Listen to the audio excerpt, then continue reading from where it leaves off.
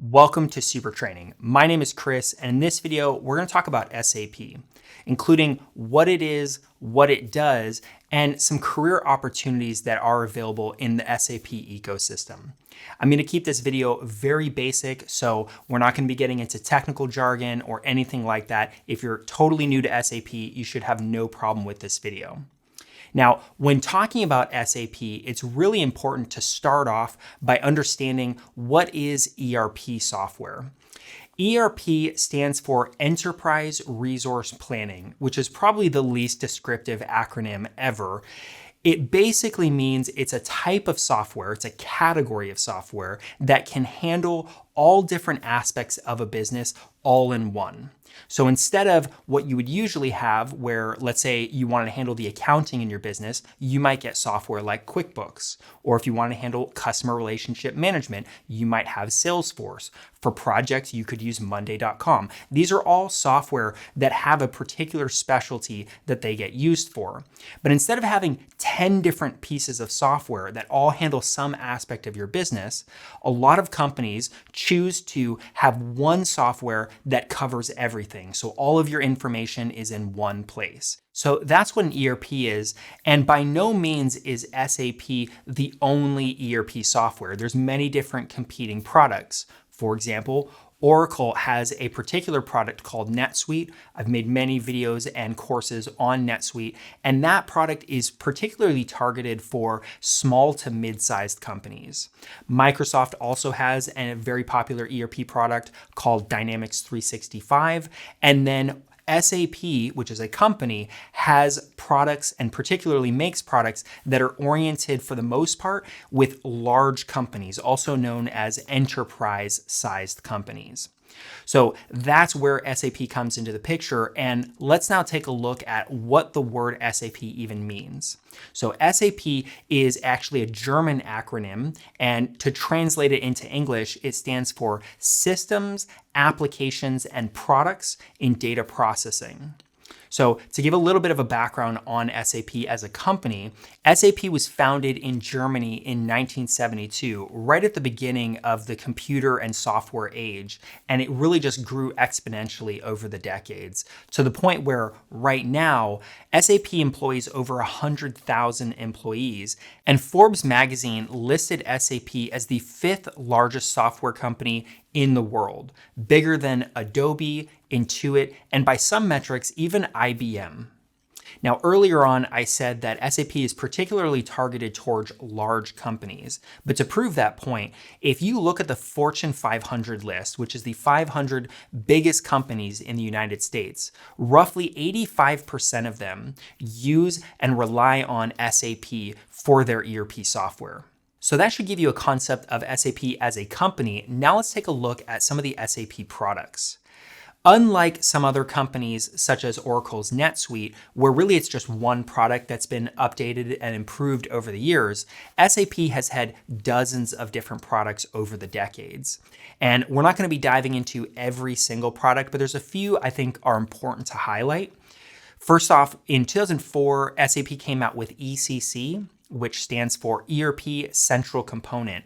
It was an on-premise ERP option, so it existed literally physically on location for the business, and it was incredibly popular. Over the years, it came to dominate, especially amongst SAP products and just amongst ERP products in general.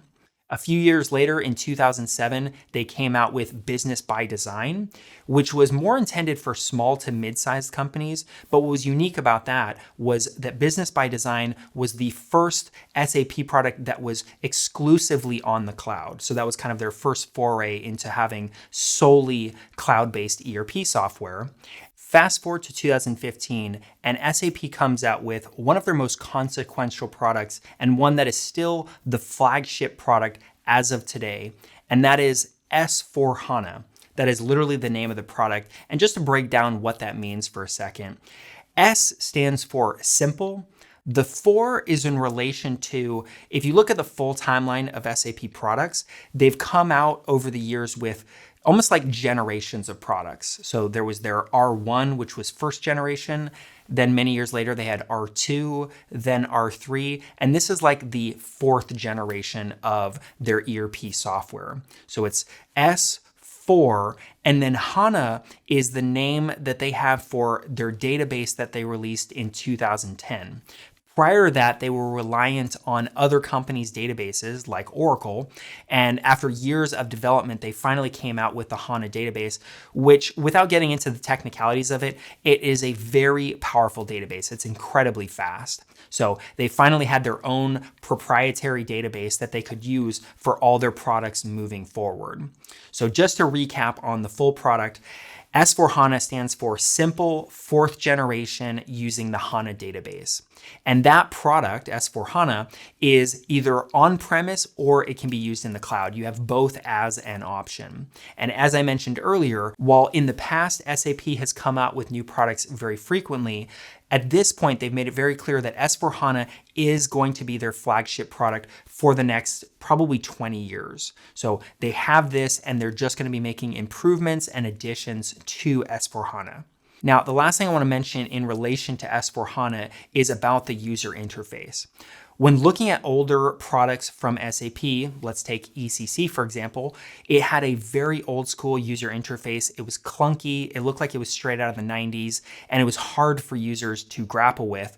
So a couple years before S4HANA came out, they introduced a new user interface called Fiori, which is just kind of a catchy Italian name to represent this new user interface. In general, it's a much cleaner, more modern look, and it's definitely more user-friendly.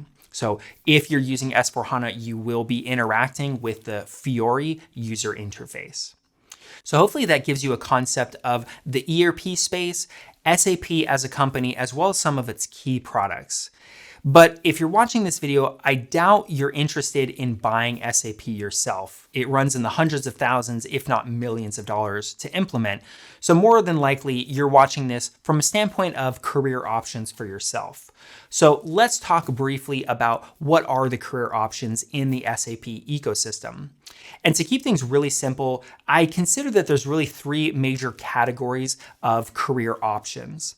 The first one is you could say the consultant class, which basically means, and let's set up a scenario here. Let's say ABC company is trying to implement SAP and they need to basically set their systems up. And so they hire an outside external consulting company to do the implementation for them. So these are experts that will set up the system, hook things up, configure things, customize it to fit their company's needs. And the consultants working at that company are absolute specialists with the software. And there's really two different types of consultants. There's your technical consultants who are programmers and developers. They can go into the system and actually start reworking things. And then you have your functional consultants that still know the software very well. They can configure things and help the company through their change management when they're going on to SAP.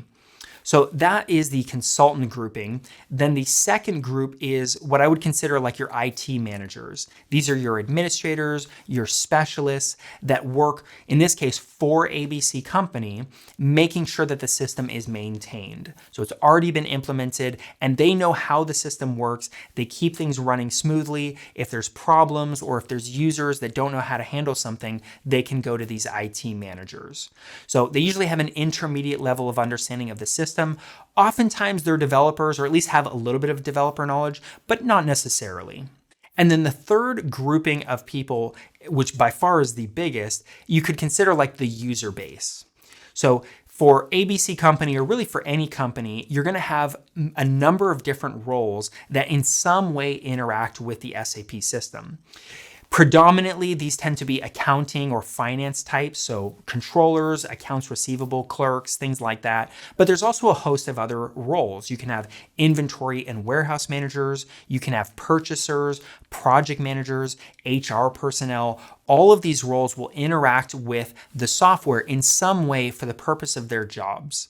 And as I mentioned earlier on in this video, SAP is the dominant ERP software amongst large corporations. Companies like Apple, Tesla, Walmart, they all rely on SAP. So if you have a particular specialization, like as an accountant, it's always a good idea to be familiar with SAP software because it really opens up your job opportunities. So on this YouTube channel, I will be regularly releasing videos on how to use SAP, and I'll have a link down below as well as up above with the full-fledged courses that I'm going to start rolling out on my website on how to use SAP as well as get your SAP certifications. So if any of that's interesting to you, by all means take advantage of it, and I hope to see you in the next video.